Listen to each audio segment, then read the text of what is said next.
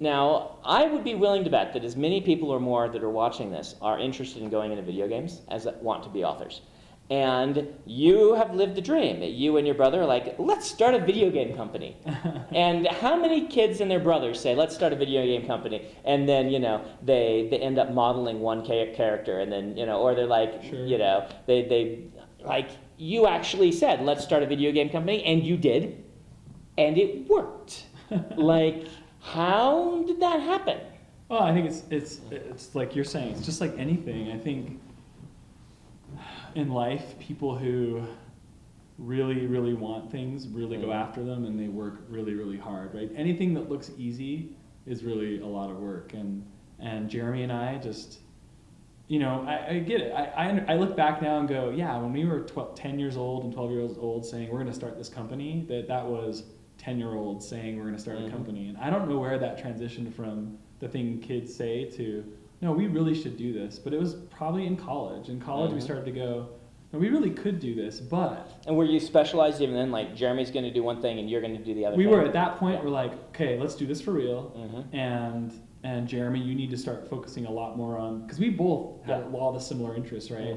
I'm like, Jeremy, you have to stop doing art. And I'm a little bit better at that, and you're better at coding, so you got to do the coding, and I'll focus on the art. And I think we were just young enough and dumb enough to not realize the consequences of starting a company, and how we probably should have failed at a million different turns, and we just did it and chanced the consequences and worked really, really hard. I mean, so many hours, right, to do it. Right. And there are people who do this and it doesn't take off for them. I think we should acknowledge that. Course. Like, there are Absolutely. writers who are fantastic writers, who work hard, whose books I love, who just have not achieved the success. And it's kind of like, I guess it depends on your definition of success. I think writing a fantastic book and having that done and having people read it, even if it's thousands instead of millions, is a super big success. That's I totally awesome. agree. But there is this sort of sense that you want to make a living at it so you can keep doing it professionally. And at that point, like, the break between that comes down to kind of the luck. Yeah, I mean, you can put yourself in situations where the luck can strike multiple times, and that's what you want to do, but you could have the dice roll go against you each time. Absolutely. And for me, the dice roll went well in finding Moshe, whom I clicked with really well, and him buying the book. And then, the dice roll happened again when the whole packaging on the Launchers, the first book, worked. Like, I got a cover artist who had not done a lot of covers, and it was unique and standout. That was an awesome cover. Yeah, it was a great cover, and it had this right feel to it. They let me put what I wanted to put on the back, rather than like having a marketing person write it. How did you get them to let you do that? I was a new author, and they're just like, oh yeah, whatever he wants. And it's Tor. Tor is a great company in that they let you get away with stuff like this. Right. Like, Tor is very non-corporate. They're very free-form, and that means that if you have a great idea, Tor's like, yes, let's do it. Right. Where another company's like, yes, let's ask marketing. And we put what I wrote on the back. We did this for Way of Kings too. I wrote something to go on the back of the book rather than generic marketing, one man. And this was on the hardcover. On the paperback, we ended up with the generic marketing, one man thing.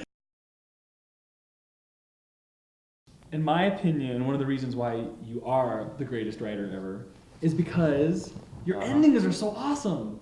You have such satisfying endings. And there's so many books I've read my whole life where it's like, the build-up is awesome, the character development's great, and the endings they're just never not that epic, awesome ending you want. And I feel like with your books, you're batting 1,000. Like, all the endings of your books are fantastic.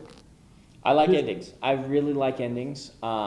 There are two archetypes of writers. Okay. And these are going to be like stereotypes. Nobody fits one of these paradigms exactly. Sure. But the two archetypes are what we call the discovery writer. I don't know where my story's going, I explore it as I go. Stephen King is one of these.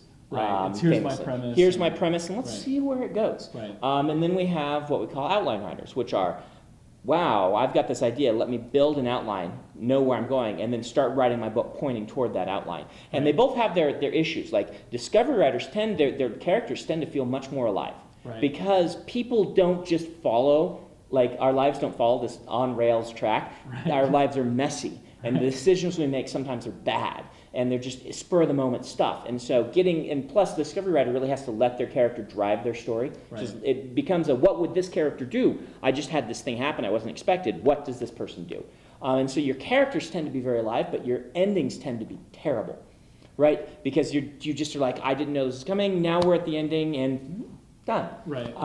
And on the other hand, outline writers tend to have these fantastic endings that we push toward forever, but you have this danger of your characters feeling like these little pieces that you're just moving around on a board toward this ending. And that's why a lot of thrillers have great endings but weak characters. Right. You'll read in the thriller market this sort of thing. That's why literary fiction tends to have these amazing characters and these awful plots, because you'll read about these deep characters making decisions, but it's not going anywhere. Right. And that actually fits for those genres. There's no reason to not do that. But Right. I kind of feel that the best writing is someone who learns to hybridize these two. The discovery writer that learns to say, okay, I'm going to build toward this ending, or I'm going to write my whole book and then rewrite it knowing the ending. Knowing the characters. I'm naturally an outline writer, not a discovery writer. And for me, the challenge early in my writing career was to make my characters feel alive and not just pieces on a chessboard. And so I had to take what I was good at doing and say, okay, this leads me to naturally do things one way. How can I incorporate some of this to make my characters more alive? And part of that became for me, I can't ever write my ending first. I've got to start at the beginning, and I've got to follow the characters through, and I have to have a very fluid outline that is changing as the characters are making the decisions, but I always have the outline and know where I'm going. Right. And this hybrid method... Do you literally make an outline, or is it just in your head? I literally make an outline. My outline is not heading A, subparagraph B. It's a list of bullet points and goals. It's like, imagine like your video game, your list of achievements. Yep. That's my outline. It's all these are the achievements I want to have occur in my book. And underneath them is like the requirements. If I'm going to unlock the achievement of this character, discovers how to use the magic at this important point, I've got to have, these moments of learning how to use the magic, and these moments of this character's, establishing their motivation and all of this stuff. And so I have all that written down, and then I kind of free-form each chapter out of a bunch of these pieces. I'm like, we're gonna do something cool with the magic in this chapter. What are we gonna do? The characters got to change. What are they gonna? What's gonna happen in this? And so I try to free-form more of each of those chapters.